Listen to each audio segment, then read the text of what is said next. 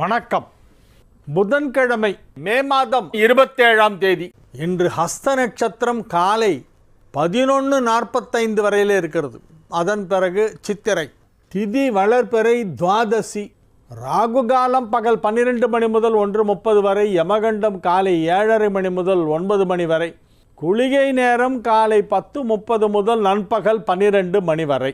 நல்ல நேரம் என்கின்ற சுபஹோரைகள் காலை 6 மணி முதல் 7 மணி வரை, 9 மணி முதல் 10 மணி வரை, மாலை 4 மணி முதல் 5 மணி வரை, இரவு 7 மணி முதல் 9 மணி வரை. ஒரே ராசி ஒரே நட்சத்திரத்தில் பிறந்த குழந்தைகள் ஒரே வீட்டில் இருக்கலாமா? இதுக்காக ஏற்று வீட்டில் கொண்டே விட முடியும்? உங்கள் வீட்டு குழந்தைய உதைக்க வருவான். ஒரே வீட்டில் இருக்கலாமே. இப்போ ட்வின்ஸ் பிறக்குதுன்னு வச்சுக்கோங்க. அப்போ ரெண்டும் ஒரே ராசி ஒரே நட்சத்திரத்தில் தான் பிறக்கும். அப்போ ட்வின்ஸை பிரிப்பீங்களா குழந்தைங்கள? ஒன்றை மாத்திரம் வச்சுட்டு இன்னொன்று நர்ஸுக்கிட்டே கொடுத்துட்டு வந்துடுவீங்களா பிரசவ ஆஸ்பத்திரியில்? என்னங்க இது? கொஞ்சம் யோசனை பண்ணுங்கள். இதெல்லாம் எப்படி சாத்தியம்? யாரோ கிளப்பி விட்ருவாங்க, ஏதாவது ஒன்று சொல்லுவாங்க. ஐயோ ஒரே நட்சத்திரமா, அவ்வளோதான் நீ பூட்ட அப்படிமா. இவன் உடனே பயந்துருவான். சார் ஒரே ராசி ஒரே நட்சத்திரம் ஒரே வீட்டில் இருக்கக்கூடாது அப்படின்னு யார் சொன்னால் இருக்கக்கூடாது? தாராளமாக இருக்கலாம். ஒரு சில குடும்பத்தில் திரும்ப திரும்ப அதே நட்சத்திரம் தான் வரும். அப்பா புள்ள அண்ணா தம்பி எல்லாம் ஒரே நட்சத்திரம். நீ என்ன பண்ண முடியும்? இதுக்காக ஒவ்வொருத்தருக்கும் ஒரு வீடு பார்த்து அந்த தெரு ஃபுல்லாக வாங்கி போட முடியும்? தெருவில் 10 வீடு வாங்கி எதுக்கு சார் இவ்வளோ வீடு அப்படின்னா, அம்மா எல்லாம் ஒரே நட்சத்திரம் தனித்தனி வீட்டில் இருப்போம்னாக்கா சிரிக்க வருவாங்க எல்லாம். நகைப்புக்குரிய கேலிக்குரிய ஒரு விஷயமா இருக்குது. தயவு செஞ்சு இந்த மாதிரிலாம் யாருன்னா புரடா கழிப்பு விடுவாங்க, அதெல்லாம் நம்பாதீங்க. ஒரே ராசி ஒரே நட்சத்திரத்தில் பிறந்தவர்கள் ஒரே வீட்டில் இருக்கலாம். ஒரு குடும்பத்தில் அந்த மாதிரி தான் வரும். ஏன் சார் ஃபேஸ் மட்டும் ரிசம்பளன்ஸ் இருக்குது? என் பையன் பார்த்தீங்களா என் ஃபேஸ் மாதிரியே இருக்குல்ல, நல்லா பாருங்களேன் என் முகம் சாயல் அப்படியே இருக்கான் பாருங்கள் என் பையன். இது ஒரு பெருமையாக சொல்லிக்குவார் அப்பா. அப்போ நட்சத்திரம் ஒண்டி சேம் வராமல் என்ன வரும்? முக சாயல் வருது, நட்சத்திரத்தில் ஜாதகத்தில் சாயல் வரக்கூடாதா? எப்படி வராமல் இருக்கும்? வரதான் செய்யும். அதெல்லாம் ஒன்றும் தவறே கிடையாது. இதுக்காக ஆளுக்கு ஒரு வீட்டுக்கு போய் குடியிருக்க முடியுமான்னு? தயவு செய்து விளக்கம் கூறவும். எங்கள் வீட்டில் எதிரில் 8ஆவதாக பிறந்தவர் ஒருவர் இருக்கிறார். அது என்னை பாதிக்குமா? அவர் அவங்க அப்பாவுக்கு 8ஆவதாக பிறந்தவராம். அவர் இவங்க வீட்டுக்கு எதிர்த்த வீட்டில் இருக்காராம். அவரை வீடு மாற்றிட்டு போக சொல்லுங்கள் அவரை.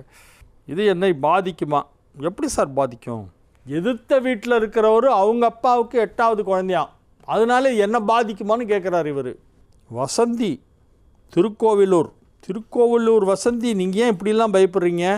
உங்கள் ஊரில் எவ்வளோ சிறப்பான கோவில்லாம் இருக்குது, அதெல்லாம் போய் தரிசனம் பண்ணுங்கள். திருக்கோவிலூர், ஊர்லேயே கோவிலுங்கிற வேர்டு வருது பாருங்கள், திருக்கோவிலூர். அந்த ஊரில் பெருமாள் கோவில் சிவன் கோவில் ரெண்டுமே விசேஷமானதை தவிர நிறைய மகான்கள். அந்த ஆத்தங்கரையை கிராஸ் பண்ணி போகும்போது 2 பெரிய மரம் இருக்கும் லெஃப்டில். அங்கே பார்த்தா ஒரு 4-5 சித்தர்களுடைய ஜீவசமாதி இருக்குது. அதெல்லாம் போய் தரிசனம் பண்ணிட்டு வாங்க.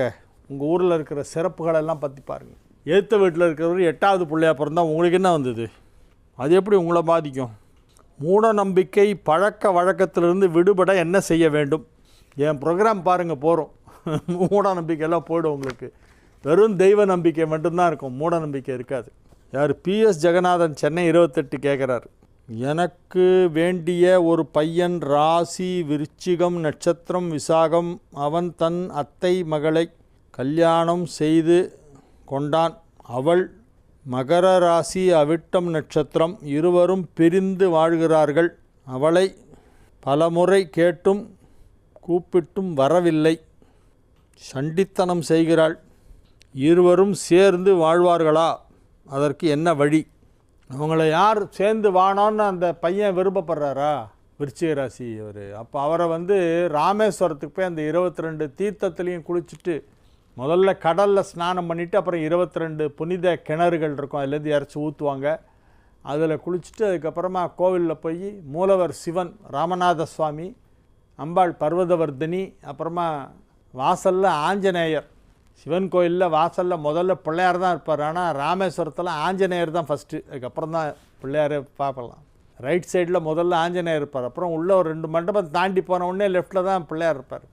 அந்த ஆஞ்சநேயரையும் பிரார்த்தனை பண்ணிங்க. அவர் தான் இலங்கைக்கு போயிட்டு வந்தவர், ஃபாரின் ரிட்டர்ன்ட். இலங்கைக்கு தாவினார் அந்த ஆஞ்சநேயர் அங்கே இருப்பார். அவரையும் வேண்டிக்கிங்க. இவங்க 2 பேரும் ஒன்றா சேரணுன்ட்டு பிரார்த்தனை பண்ணிவிட்டு சேர்ந்த பிறகு மறுபடியும் 2 பேரும் ஒன்றா போய் ஒரு தரம் ராமேஸ்வரத்தில் அதே மாதிரி புனித தீர்த்தங்களிலே ஸ்நானம் செய்துவிட்டு நீராடி விட்டு வர வேண்டும். அந்த பொண்ணு வந்துட்டான்னா அவளையும் கூட்டிகிட்டு போக சொல்லுங்கள். 2 பேரும் சேர்ந்து தம்பதியாக போய் ஒரு தடவை குளிச்சுட்டு வரணும் 22 தீர்த்தத்தில். அந்த 22 தீர்த்தத்தில் குளித்தா யார் யார் கூட சேரணுமோ அவங்கள சேர்த்து வைப்பார். எது தர்மமோ அதை கடவுள் செய்வார். கணவன் மனைவி சேர்ந்து இருக்கிறதுங்கிறது நியாயமான விஷயம். அதுக்காகத்தான் கல்யாணமே பண்ணி வச்சுருக்காங்க. தகாத உறவுகளில் யாராக இருந்தால் கூட அவங்க போய் குளிச்சுட்டு வந்தாங்கன்னா அந்த உறவு கட் ஆகிடுது. நான் 2-3 பேரை மறைமுகமாக சொல்லி அனுப்பிச்சி வச்சேன், போயிட்டு குளிச்சுட்டு வாங்க அப்படின்னு. வந்த பிறகு பார்த்தா டோட்டலாக நிலமை மாறிடுச்சு. கரெக்டாக இடத்துல வந்து ஒய்ஃபு கூட சேர்ந்துட்டார் ஒருத்தர்.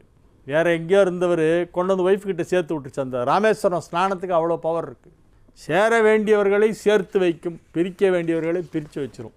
அதனால் ராமநாத சுவாமியும் பர்வதவர்தனையும் தரிசனம் பண்ணிவிட்டு ராமபிரானும் சீதையும் அங்கே வந்துட்டு தானே போகிறாங்க அயோத்திக்கு. இலங்கையிலேருந்து அங்கே வந்துட்டு தானே போகிறாங்க.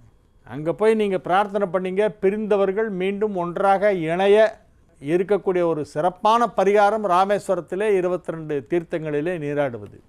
ஈரோடு மாவட்டத்திலிருந்து கோபிச்செட்டிப்பாளையத்திலிருந்து ஒருத்தர் கேட்குறாரு, துரைசாமி புதுப்பாளையம், எனது தந்தை இறந்து விட்டார், அவருடைய புகைப்படத்தை ஃபோட்டோவை எந்த திசையில் மாட்ட வேண்டும்? தெற்க பார்த்து இருக்கலாம், இல்லை வடக்க பார்த்து இருக்கலாம். நீங்கள் கும்பிடும்போது தெற்க பார்த்து கும்பிடலாம். அதனால் வடக்கு பார்த்த மாதிரி இருக்கட்டும், அப்போ தான் தெற்க பார்த்து நீங்கள் கும்பிட முடியும். தென் திசைங்கிறது முன்னோர்களுக்கானது. தென்புலத்தார்னே சொல்லுவாங்க அவங்கள. தென்புலத்தார்னா நமது முன்னோர்கள், இறந்து விட்டவர்கள். உங்கள் ஃபேமிலியை சேர்ந்தவங்கள யாரெல்லாம் இப்போது உயிரோடு இல்லையோ அவங்க எல்லாரையும் தென்புலத்தார்னு சொல்லுவாங்க. அதை தான் சம்ஸ்கிருதத்தில் பித்ருக்கள்னு சொல்கிறோம். பித்ருக்களுக்கு தமிழாக்கம் என்னென்னா தென்புலத்தார். அந்த தென்புலத்தார் வழிபாடுங்கிறது தமிழர்களுடைய மரபிலே தொன்று தொட்டு இருந்திருக்கிறது. அதற்கு ஏராளமான சான்றுகள் இலக்கியத்திலே ஆங்காங்கே காணப்படுகின்றன. தென்புலத்தார் வழிபாடுங்கிறது தமிழர்கள் செய்திருக்கிறார்கள். இந்த தென்புலத்தாரை வழிபடுவது என்பது நமது மரபு. அவர்களின் புகைப்படத்தை மாட்ட வேண்டுமானால் நீங்கள் தெற்க பார்த்து கும்பிடணும், அதனால் அவங்கள வடக்க பார்த்து மாட்டுங்க. பிஆர் கவிதை ராஜா, புதுக்கோட்டை மாவட்டம் பொன்னமராவதி வேந்தன்பட்டி ஊரில் அருள்மிகு நெய் நந்தீஸ்வரர் கோவிலின் மூலவர் சொக்கநாதர். இருப்பினும் நந்திக்கே முன்னுரிமை இங்கு உள்ளது. நந்தி தஞ்சை பெரிய கோவில் பெரிய நந்தியின் தம்பியாக கருதப்படுகிறார். தஞ்சாவூர் கோயில் நந்திக்கு தம்பி, அவர் தம்பி நந்தி.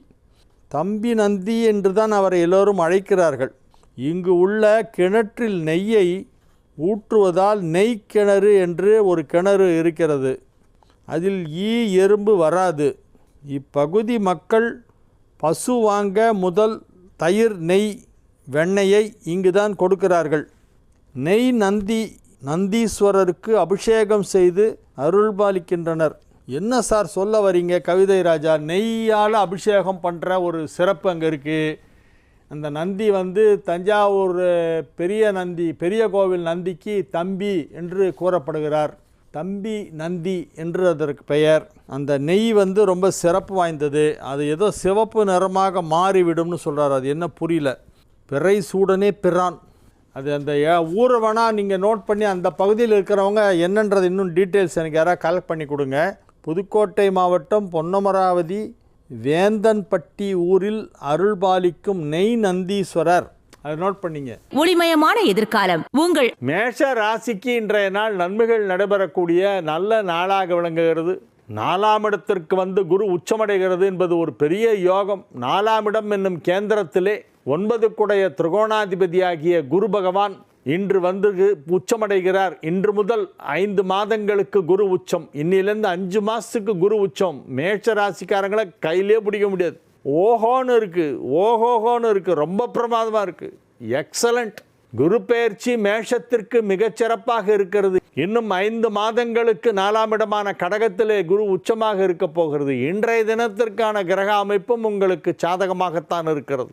திருவண்ணாமலை சேஷாத்ரி சுவாமிகள், திருவண்ணாமலையிலே 20ஆம் நூற்றாண்டின் துவக்கத்தில் வாழ்ந்த மகான் ஸ்ரீ சேஷாத்ரி சுவாமிகள் அவர்கள். குருவாக அவரை நினைத்து வழிபடுவோம். மேஷ ராசிக்கு இன்றைய நாள் நல்ல நாள். வியாபார வளர்ச்சி, பொருளாதார முன்னேற்றம் ஆகியவை வெகு சிறப்பாக இருக்கும். குடும்பத்தில் சுப நிகழ்ச்சிகள் நடத்துவது பற்றிய பேச்சுவார்த்தை நடைபெற்று கொண்டிருக்கும். ரிஷபராசி அன்பர்கள் இன்று மிகுந்த உற்சாகத்துடன் காணப்படுவார்கள். ரிஷப ராசி அன்பர்கள் இன்று ரொம்ப சந்தோஷமாக இருப்பாங்க. ஏன்னா 5ஆம் இடத்திலே சந்திரன் இருக்கிறது. அதுவும் சந்திரன் தன் சொந்த நட்சத்திரங்களில் ஒன்றான ஹஸ்தத்திலே இருக்கிறார். ஹஸ்தம் சந்திரனுடைய நட்சத்திரம் நவகிரகங்களிலே.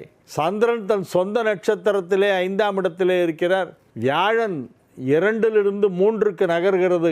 எனவே நன்மைகள் அதிக அளவிலே நடைபெறக்கூடிய நல்ல நாளாக இந்த நாள் ரிஷபராசிக்கு விளங்கும். ரிஷபராசியிலே யாருக்கெல்லாம் இன்னும் திருமணமாகவில்லையோ அவர்களுக்கெல்லாம் இப்பொழுது திருமண நிச்சயதார்த்தத்திற்கு தேதி கொடுப்பார்கள்.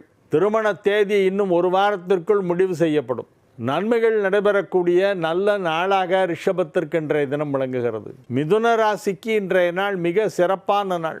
ராசியிலே இருந்த குரு ராசியை விட்டு நகர்ந்து 2ஆம் இடம் சென்று அங்கே உச்சமடைகிறார். இதுகாரும் உங்கள் ராசியிலேயே இருந்த குரு பகவான் 2க்கு செல்லுகிறார். அது யோகம்.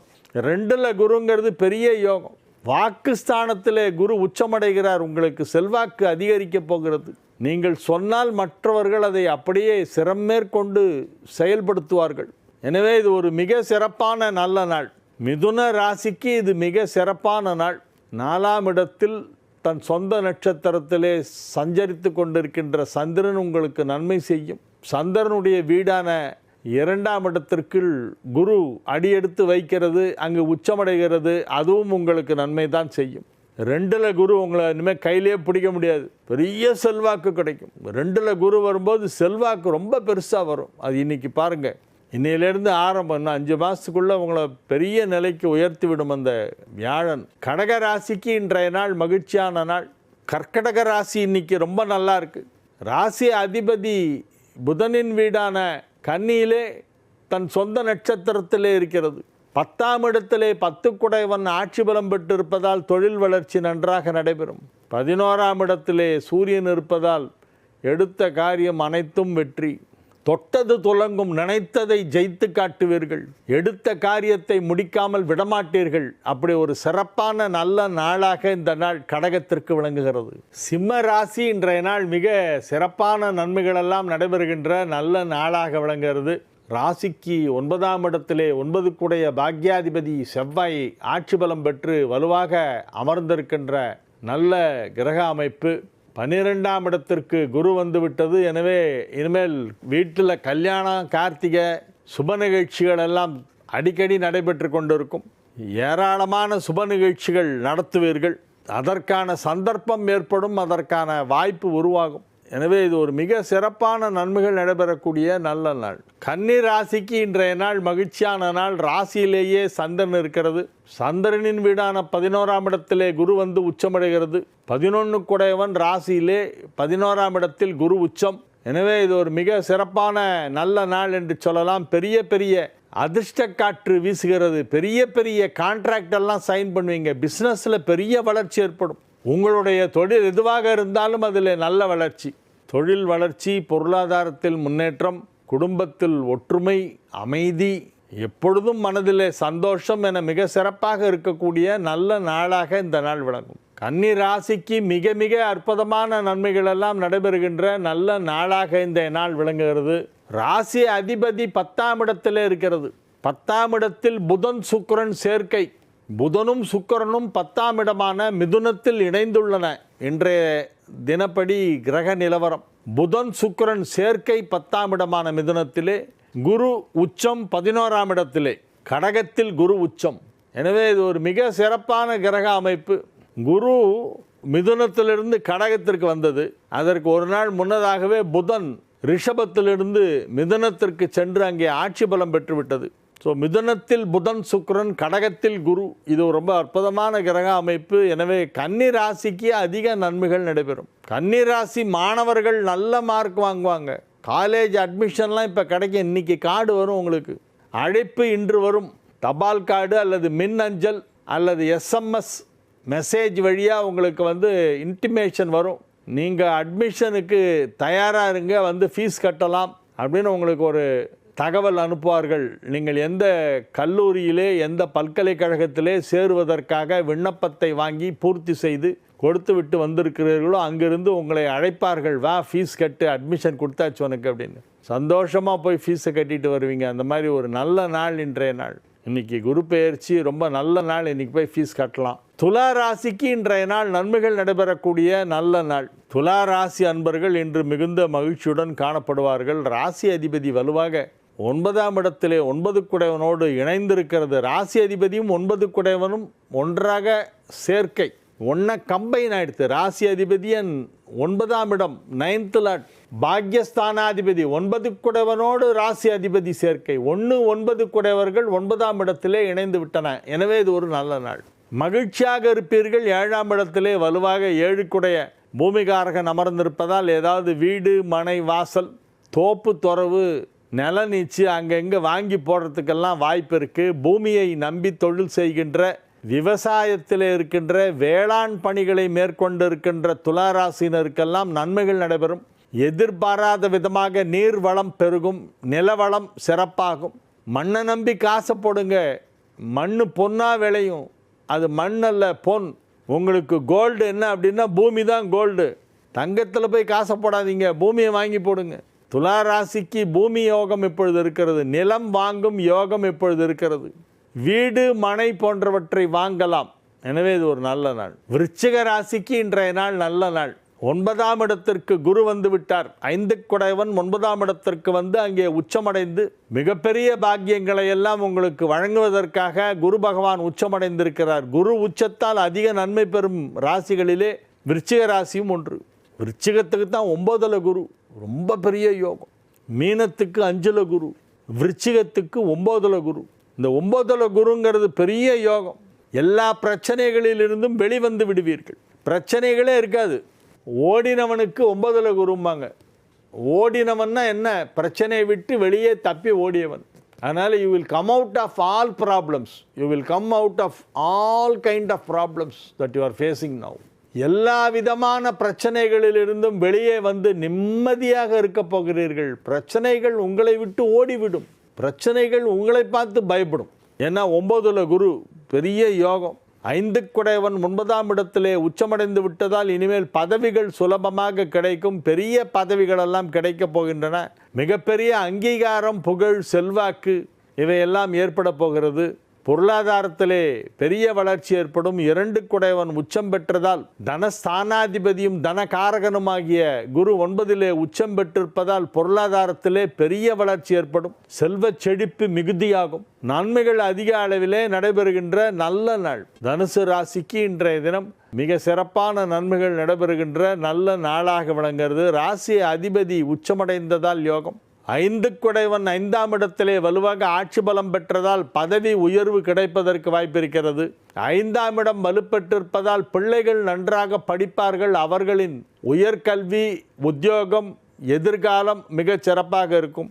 மகர ராசிக்கு இன்றைய நாள் ஒரு மிக சிறப்பான நன்மைகள் நடைபெறும் நல்ல நாள். 7ஆம் இடத்திற்கு குரு காலையிலே 11:08 பெயர்ச்சியாகி வருகிறது. 7ஆம் இடத்திற்கு குரு வந்த உடனேயே உங்களுக்கு அது ஒரு நல்ல சகுனத்தை காட்டும். ஏதோ ஒரு நல்ல விஷயம் நடக்கப் போகிறது என்பதற்கான பேச்சுவார்த்தை நடைபெறும்.